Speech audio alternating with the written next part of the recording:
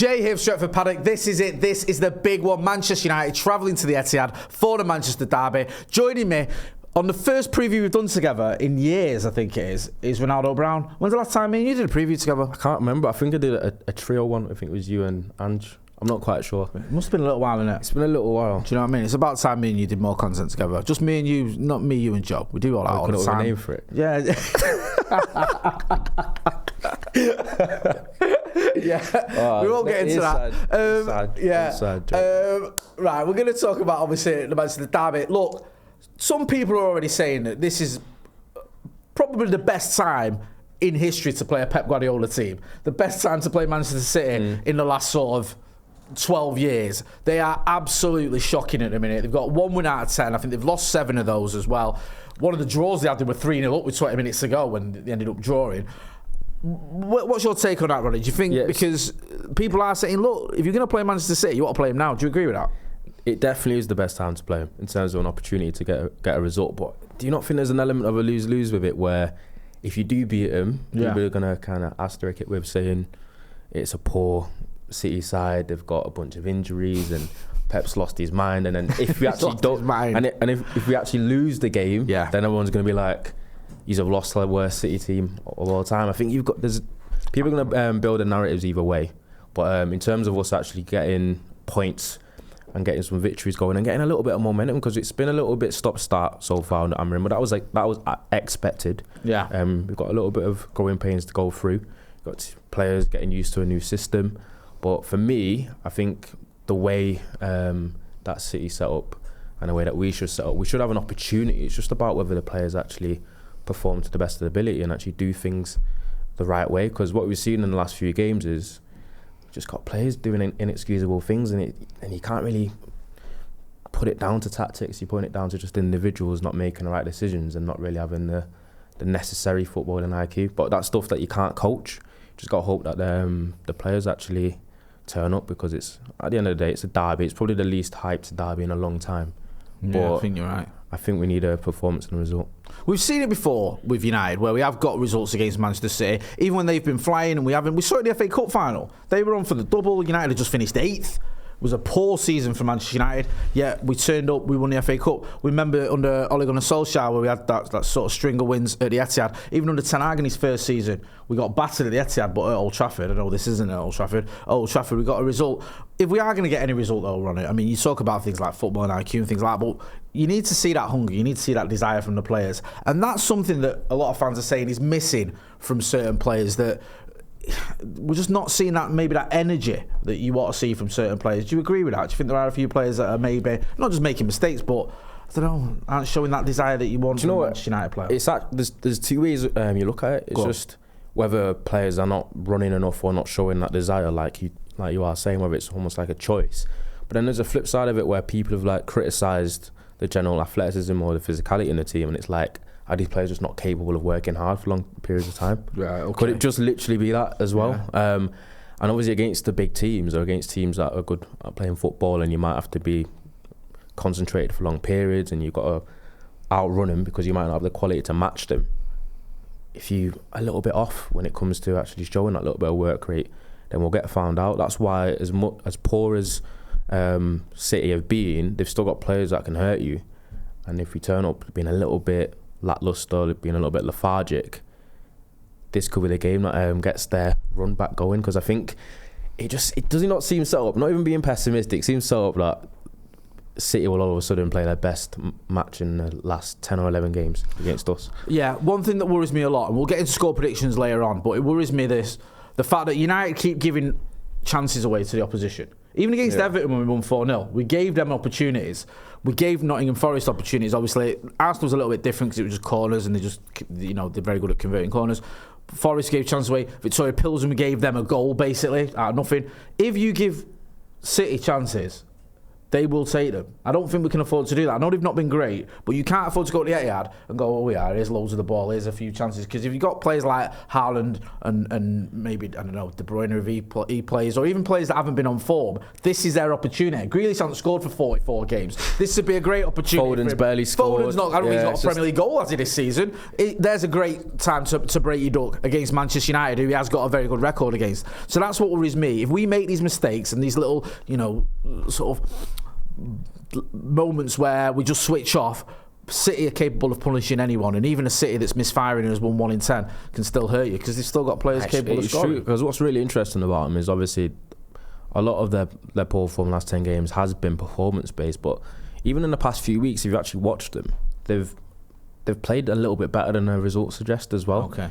So you just wonder whether on Sunday it's just going to kind of revert back to the mean a little bit, and it's just one of those. But for me, they've got a lot of injuries. They've got players out, especially at the back.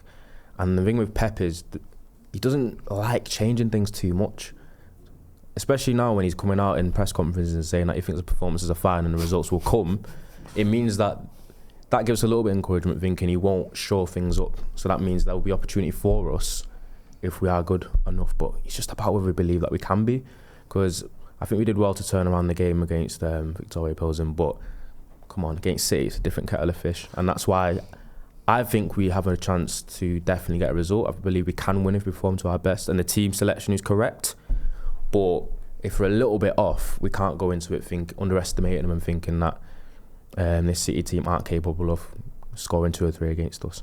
100%. We're going to get into the predicted 11s. Before we do, though, get your phones out, film yourself in landscape for 30 seconds to give us your score predictions and send them to paddockmatchday@gmail.com, and we'll use that as part of our pre-match build-up for the watch-along. It's going to be me, it's going to be Ronnie, it's going to be Joe on the watch-along. So send it to paddockmatchday@gmail.com, score prediction, about 30 seconds, and we'll use that as part of our pre-match build-up. Right, with everything that you've said then, give us your predicted 11. This is the team you think Ruben Amorim is going to pick for the trip to City. Yeah, this is the... Oh, jeez, I'm short-sighted just about to see that. I'll walk you through it. There you go. We've made it bigger for everyone. So Onana, so your back 5, if I can say the wing-backs as part of a back 5, that's pretty strong. That's arguably as strong as you can get for a back 5. For Manchester United. Maybe Luke Shaw, if he's fit, would come in. He's rotated quite a lot, which a lot of us have... some people are complaining about. You can see why he's done it, almost treating the games like pre-season, trying to work out which players suit where. He's trying to give everyone equal opportunity, see whether they can fit into his system or not. But I think we get into the stage now where he's probably having a bigger idea of what the strongest team is. For me, I'm concerned that he won't start Ahmad, but I still want to put him in a predicted 11 because I think he's playing too well. I think we do need his quality on the day. That's do you know what I mean? You know what? That's going to hurt me if I see that. Yeah. If I see that lineup announced and Ahmad's not in it. And me taking Delo out is going to amuse a lot of people, because people think Danny Welbeck. I'm his biggest advocate, and his performances haven't been great. But it's not even just that. I can't remember the last time he's had a rest. Does anyone know the last time Delo's had a rest? I think he does need a spell. We'll try and find out. It feels like it's a long time ago. I think he needs a spell or two on the bench. Yeah, like even for a game or two, being rotated a little bit more, because you have the players to do it. I think Mazraoui's been playing right centre-back a lot because obviously I think the centre-back performances have been a little bit inconsistent. Martinez has been a little bit off since his injury. Leniolo's only just come back and he's, 19 years of age. And Mazraoui is someone that plays so well every single game wherever you put him, that he's dependable. And I think that's why Amorim's gone for him in that right centre-half position. For me, I think he is capable of playing as a wing-back. And I think he should come in and play there instead of... Delo. I think Delo can take a little bit of a break, and I don't want us to go and play with the 2 full-backs as the wing-backs, because there's 2 instances where I've seen it. We've done it against Arsenal, and we did it yesterday as well. And I think both times we've played full-backs as the wing-backs under Amorim, we've not offered enough going forward. Right, okay. And I feel like we look a little bit easy to defend, especially when we get into those forward areas, because we have wing-backs that don't really excel in the final third. Yeah. And you can see that's why he's put the likes of an Anthony out there and then Ahmad out there. It does help us in that area of the pitch. So I just think Mazraoui is too good of a footballer not to play there. I think he's comfortable on the ball. He helps us in the build-up, and I think he's good enough to kind of interchange with players in the forward areas. And I've gone for Mainu and Ugarte in midfield. Yeah, makes sense to me. But we need Ugarte's legs. He didn't start on Thursday as well. I've been chatting to a lot of City fans. Well, not a lot. I've chatted to a couple. And one of their biggest criticisms of City this season, especially during this spell, has been their midfield looking leggy. They're saying their midfield hasn't been. They've got Gundogan, they've not got Rodri.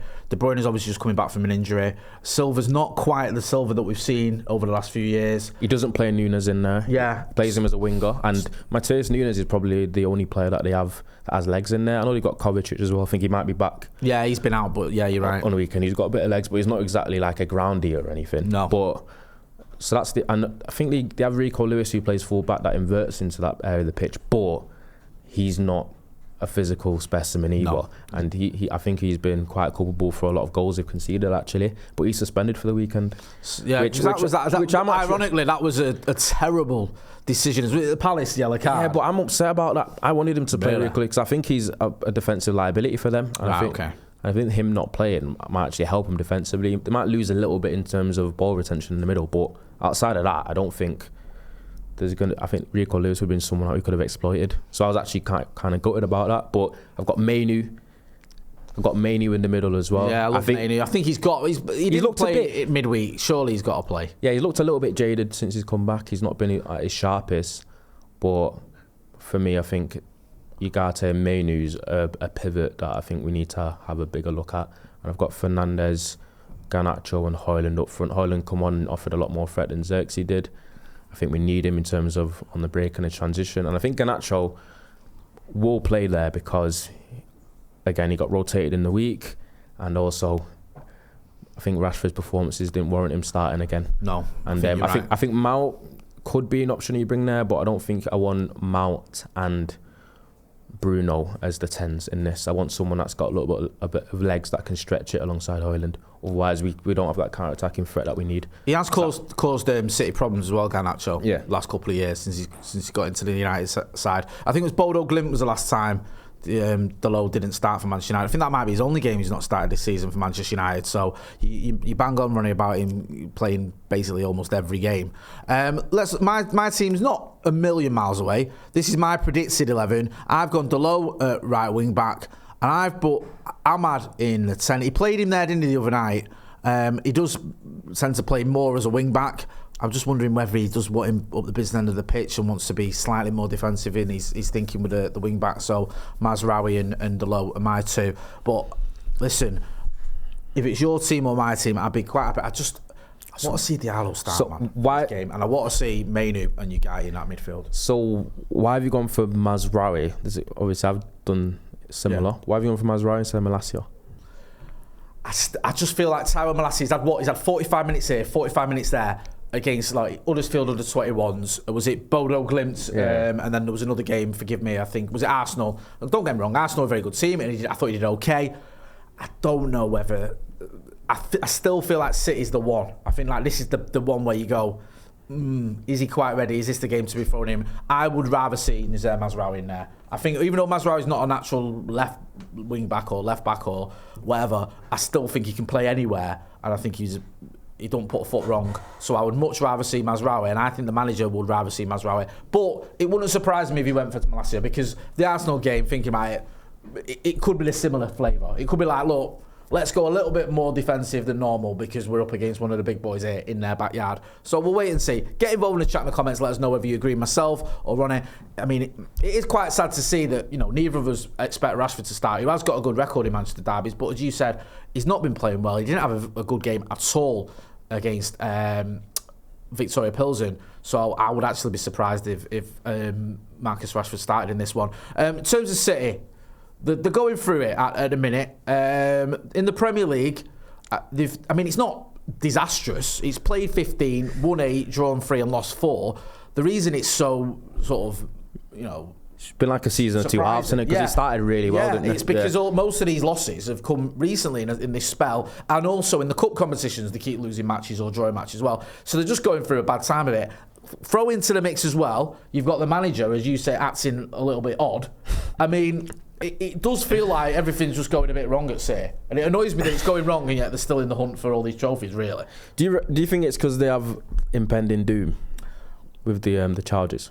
You know better than me, Ronnie. Does that affect you going out onto a football pitch? I'm not saying you played football with impending charges hanging over your head. Obviously you haven't. Does that make you play worse? Does that make you give away 3-goal leads to was it Feyenoord or whoever it was? I forget. I don't think it necessarily is that, because for me, I think once as a footballer, once you go on the pitch, you forget all of that. I just think their summer wasn't great in terms of their recruitment. They've failed to have a backup for Rodri for a couple of years now. Yeah. Maybe they think there's no one out there can do the job the same way.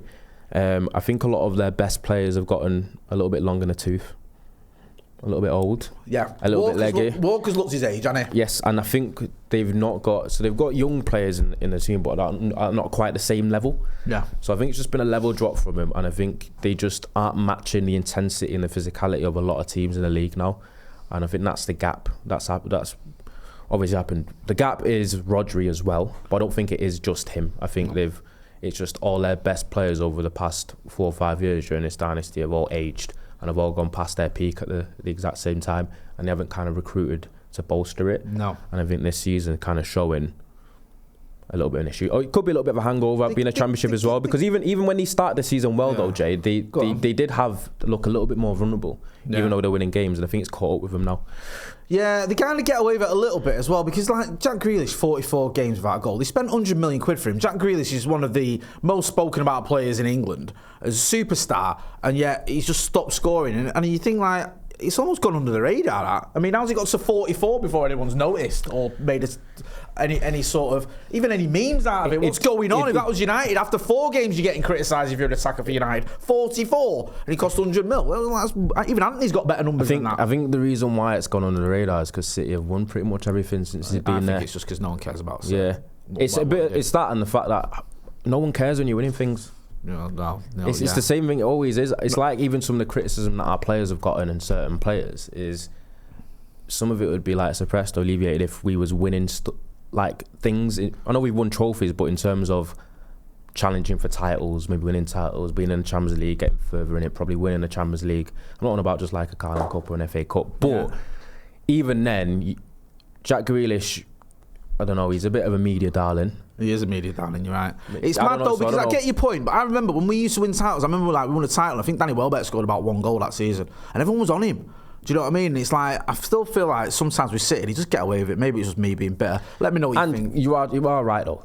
Manchester United and City, even with the success they've had in recent years, it's just not the same. It's not, is it? In terms of scrutiny and the way I think players are under a little bit more of a microscope. Bro, I remember in 2003, we just won a title and people saying Fergie should retire. What are you on about? And then, he managed for another 10 years, won like another 6 titles and won the Champions League, and it's like, what are you on about? But this is the sort of scrutiny and level of just hatred that some of the media have got towards us, and it's not gone away, and it just annoys me with City. But wait and see. The weird thing is about the charges as well, is when those charges were announced or whatever, City, when it was announced, everyone thought, oh, this might rattle City a little bit. Like a year ago, whenever it was. And after that, they went on this mental run of winning almost every single game from then until the end of the season. It seems to just galvanise them. Where this time round, I don't know if it is that or just like you say, a combination of things. Whatever reason, they've just not been able to fix it. But they're playing Manchester United, and if you want something fixing, then play United. But wasn't the summer weird though? Because they sold for big money, especially Julian Alvarez. They're not in FFP or PSR concerns. No, they've got they've just announced that they've got, I don't know, I can't remember the exact figure, 400 million profit or whatever. Whatever it is, will be completely above board and all. Sold Liam Delap for 25 million. They've got, which was pure profit for them. Yeah. Was he Cole Palmer? Still hung, and it's just they didn't really go out and buy anyone in the summer. They got Savio, who was basically buying the right hand, buying from the left. That was a coup, wasn't it? Getting him. How did they manage to get hold of him? Yeah. So I don't know. It just to me felt like they didn't do anything in the transfer market because they had the cases hanging over him and they didn't know what was going to happen. Maybe. I think there might even been a little bit of arrogance, Ronnie. A little bit of, you know what? We're all right. We've got some youngsters coming through. Still got some great players. They're collapsing, though. I know, but I'm not saying they were right to think that. They were wrong. Yeah, I'm saying they might have sat there and gone, we've just won 4 in a row. We've still got class players. And don't forget as well, they didn't know Rodri was going to get injured. So they might have looked at it and gone, we'll be all right. We don't need to spend big. Pep's crumbling. Obviously, Omar Barada left. That's it. I love that. Cheeky left as well. Yeah. It's the end of an empire. What is it Ten Hag said? Empire's end or whatever it was. He was right about that. Yeah, because he didn't really say when. No. He just said when I'm gone. Yeah, exactly. Should have stuck it out. Yeah. With all that being said, then, Ronnie, gives you your score prediction. Score prediction. I think it's going to be a score draw. I'm going to go... Desmond? I'm going to go 2-2. Yeah? Okay, fair enough. Do you know what? I just feel like these cheating blue bastards are going to get a result. I just feel like they are. I'm sorry. I'm sorry to say again, it's Miser. I think it's going to be 2-1, sir. I hope I'm wrong, obviously. I want us to win. But I just have this horrible feeling that it's going to be built up like, oh, this is the perfect time to play them, and then they're just going to turn up and win. Do you know what it is? I think we'll get opportunities on the break. We'll get opportunities on the counter, but it's just I don't know how much belief I've got in our forward players of being clinical enough or making the right decisions. And those 3v1s or those 3v2s counters that we had against Victoria Pilsen kind of showed... Pilsen, you know, that says it all. Yeah, showed me that we were a little bit indecisive in it. It just always seems to be the wrong pass a little bit too early. Someone's touch is a bit off, and that's why we need that. Not to go backwards, but I am gonna. If you're on Onana, how are you going in this game? Do you think he'll be all right or what? All right, so people have mentioned that being Onana's fault, one, but apparently De Ligt was kind of culpable in that as well, because in the system he's meant to show for the ball, and a bounce pass out there, he never wanted it. Right. So he kind of put Onana in a bit. You know what the bad thing about that as well is? It's coming after the Forest game, where I just wanted him to have a quiet game, no drama. Just, you know what I mean? Mistakes come in bunches, in it. But the thing is, I'm hoping that that's the end of it, and it's not. You know, they come in threes, and we're going to see him. The thing is with a keeper though, now the ball to Ireland and jump out of the way. The thing is with a keeper now though is like, you can't afford for your goalkeeper to have a bozo gene. I said it. Bozo gene. Do you know what I mean? So you can't no matter start glitching. Nah, no matter how, exactly. No matter how good like he's performed, I think he's been brilliant this season. He was brilliant for a lot of periods last season as well. Agree. But I think you can't win titles or big trophies nowadays without your keeper almost being faultless. Or you can't have that bozo gene. No. But saying that, I think Edison has it a little bit, but I think they never received as much pressure in terms of like shots on goal and stuff. But when I'm looking at all the teams over the years that have won titles, the keeper's always been a major part of it. And when you've got a keeper that can go for a little bit of spell where they're just making an error every game, and then he might go 3-4 months being really good, you just don't know when it's going to resurface in a game where you don't want it to. No, and that's my biggest concern. You're not alone. You're not alone. Anyway, look, we're going to be all right. City are terrible, and we've just beaten Victoria Pilsen, yeah? Don't forget it. You know where to find Ronaldo Brown. Go and check him out on what used to be the Bird app. Is it Ronaldo Brown _98? Yeah, I think so. You're not getting mixed up with the Instagram. You know where to find him. Also, he's going to be on the watch along with me. That's been Ronnie. I've been Jay. This has been a preview. Manchester United versus Manchester City at the Etihad. Thanks for watching.